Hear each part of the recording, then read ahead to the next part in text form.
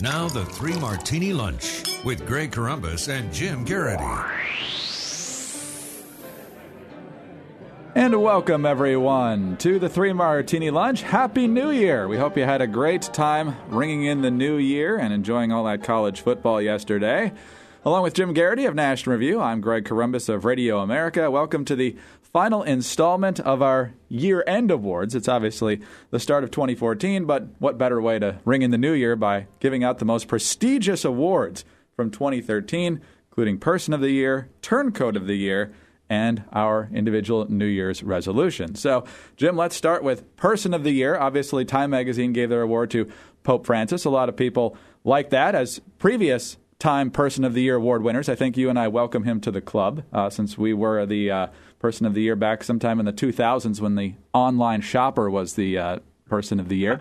So, welcome to the club, Pope Francis. My selection this year, Vladimir Putin. Apparently, Obama did have more flexibility once he got reelected. Putin played Obama like a fiddle on a number of occasions this year, particularly over the Syrian situation when Bashar Assad apparently used chemical weapons on his own people. The evidence seems to point in that direction, certainly. And the president, of course, was trying to drum up international and domestic support for military action. He couldn't find it.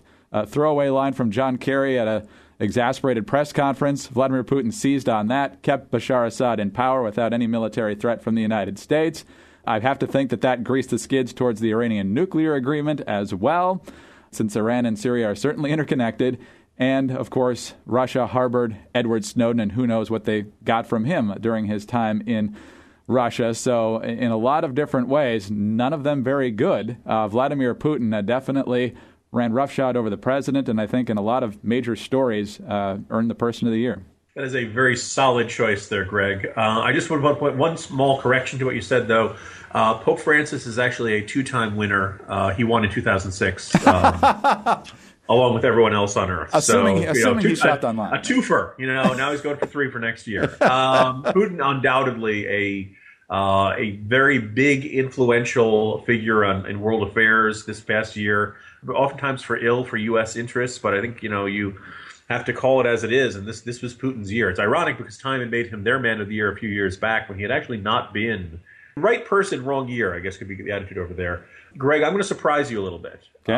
But I am going to be, people are going to think I am joking. People are going to say this is a tongue-in-cheek suggestion. But I think you can make a really solid choice for a person I want to make, not really as a Person of the Year, but honest to goodness, as the single, the conservative of the year, or you might say the most valuable player for conservatives in 2013. Greg, my nomination is Health and Human Services Secretary Kathleen Sebelius. Had she run Obamacare well, the country would look completely different right now. Or if you argue that Obama cannot run smoothly as it's currently written as law, had she not been as dedicated to our cause as she is, she would have warned the president and the rest of the administration of the impending disaster, and they would have done something about it. She wouldn't have let Mr. President Obama, you can't run out and say this will be just like shopping on Amazon or just like shopping on Kayak. She would have warned him. She would have stopped him. But because she clearly is the most effective sleeper agent for the cause of conservatism in all of human history, either through remaining oblivious or hiding it until it was too late. Think about it. Kathleen Sebelius, more than Ted Cruz, more than Rand Paul or Bobby Jindal or Tom Coburn or any of these folks that we like. She has done irreparable damage to the reputation of the Obama administration, the reputation of President Obama, the cause of big government and American liberalism itself. So for this accomplishment, Kathleen Sebelius is not just the conservative of the year for 2013. It's early. She may end up being the single most influential person for the cause of limited government for the entire decade. How is that for a bold choice, Greg? Wow. That's a very bold choice, and you may very well be right. If this rollout continues to be as disastrous as it has been. Wow. I like that choice. All right, on to Turncoat of the Year.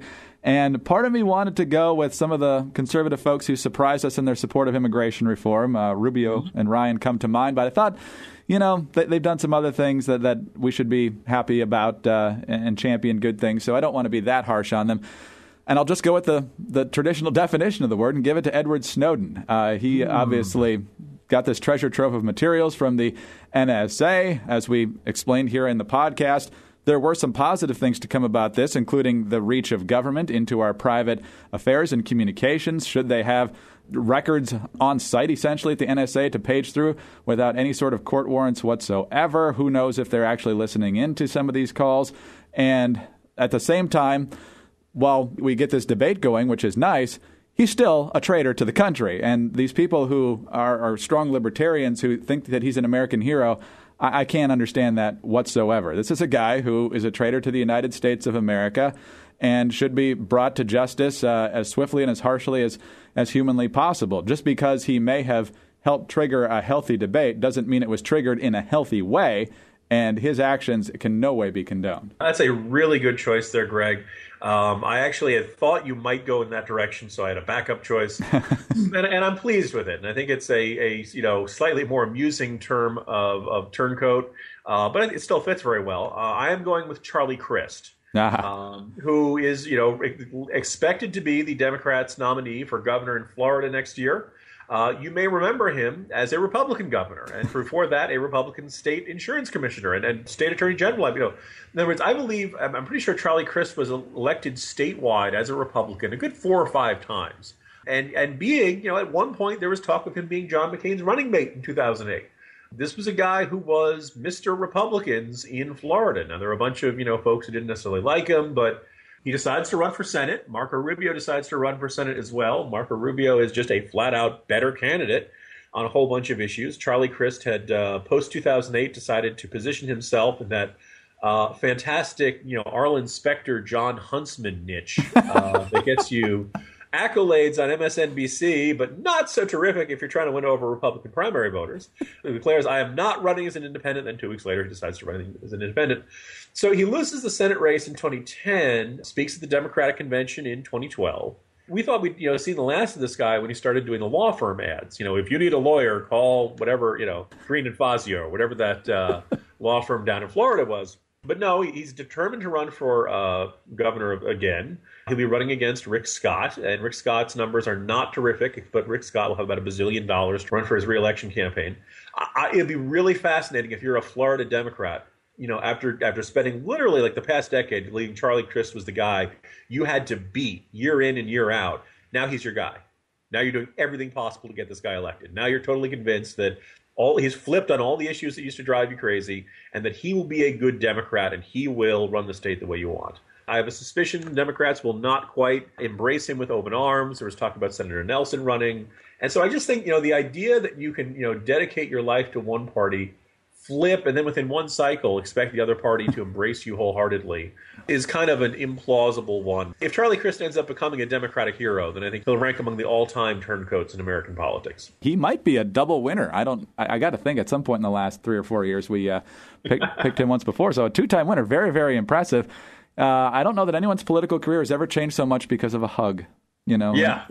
Because he supported stimulus for some bizarre reason, and then he hugged Obama on stage, and that was the beginning of the end. If we were cynical, we would say, look, you looked at the 2008 election results and believe the country had shifted left and would stay shifting left for a good long time. Didn't see the Tea Party coming, didn't see the reaction to the opening months of the Obama administration, the stimulus, Obamacare, and all that stuff. And that's what happens. Sometimes you overreach and forget where the electorate is. So there you go. Absolutely. And he thought he would beat Marco Rubio in a romp, and obviously that didn't happen. All right, on to our New Year's resolution now, especially for me. At least I'm going to just term it in terms of the podcast. And it seemed like a lot of our good martinis are either bad things that happened to Obama policies or Democratic politicians sticking their foot in their mouth or polls showing Republicans ahead, all of which are generally good for the cause. But I think one thing I'm going to be looking for martinis, particularly good martinis next year, are not just Republican or conservative figures or even Democratic figures who condemn liberal policies and ideas, but those who specifically and actively promote positive conservative solutions. Now, we don't get as much of that as I would like to see, and so it's hard to put those in when they don't exist. But heading into an election year, hopefully a lot of people will pick up that mantle, proudly trumpet free market, limited government ideas, and when they do, I will be very happy to recommend them for the first martini. Greg, I salute you because going out and finding not merely terrible failures on the part of liberalism, but great successes, great articulations of the conservative message, and great uplifting stories like that is a lot of work. And I'm glad you're doing that because I don't want to do it. So if you've liked the format so far with lots of snarking laughter about failures of liberals and Democrats, don't worry, I'll still be here next year in America. Jim will be there. And don't forget, Republicans aren't doing a lot of that, so we'll probably still do a lot of that. Okay, good to know. Yeah. So I have a slightly different New Year's resolution. It is a smug, contemptuous, and insufferable one. But so I hold in my hand right now an advance copy of my book, my first novel entitled The Weed Agency, coming out from Crown Forum and Random House in June of next year. You may have noticed other folks at National Review write books, and when you have a book, you tend to turn into a walking commercial, and you tend to tout it and plug it every 5 minutes. So my New Year's resolution is to not be insufferable about it. And my New Year's resolution is to try to do it in moderation. And people might say, hey, wait a minute. The year hasn't even, the year just began and Jim's already doing it. So how many times in the coming year will he end up talking about his book and hawking it to these dedicated listeners? Well, we'll just have to wait and see, America. But my guess is to try to do it in a way that is not forced, not ham-handed, and to be slightly less in your face than, say, Will Ferrell doing his Ron Burgundy impression absolutely everywhere, including, I believe, door to door now. So that's my New Year's resolution. I have a mission ahead of me in this coming year, but I also want to do something in a way that never crosses the line and becomes annoying. So tune in tomorrow to the 3 Martini Lunch, brought to you by Crown Forum's The Weed Agency, available June 2nd from Amazon.com and on Campaign Spot. Thank you. Well, we will be happy to plug that all the way to and through June, and congratulations on that, Jim. Very exciting. I look forward to reading it myself. When you got your advance copy, was it kind of like the end of the first Back to the Future when they excitedly brought the box in and you ripped out the stuffing and wow, there it is? It was pretty exciting. This has been in the works. I mean, the deadline to finish writing it was January of 2013. And I thought they were going to come out with it in 2013. They talked about it and they concluded that 2014 would be better. The professionals, I trust their judgment on this. It's a comic satire of the federal bureaucracy. You might have figured with like Obamacare collapsing, that might have been a nice news hook for all of it, considering how, honest to goodness, like I said, finished writing this in January. A key plot point is a website that doesn't work. Everyone's going to say, oh, you got that idea from healthcare.gov. No, I was writing this long beforehand. But anyway, but it is a heck of a lot of joyous fun to hold it in your hands and see it become real. Hopefully it sells very, very well, but I've had a good time writing it either way. And I want to preemptively thank you for your support and also for giving me this this kind of midday great opportunity to just kind of check in on what's going on in the world and hopefully have a laugh or two about the madness that surrounds us, Greg. Well, there'll be no shortage of opportunities for that. I look forward to a very exciting year ahead in the podcast as well. Jim, it's always a pleasure. We are actually off tomorrow, but we'll be back on Monday for the next edition of the 3 Martini Lunch. Jim, we'll talk to you then. Looking forward to it, Greg. See you then.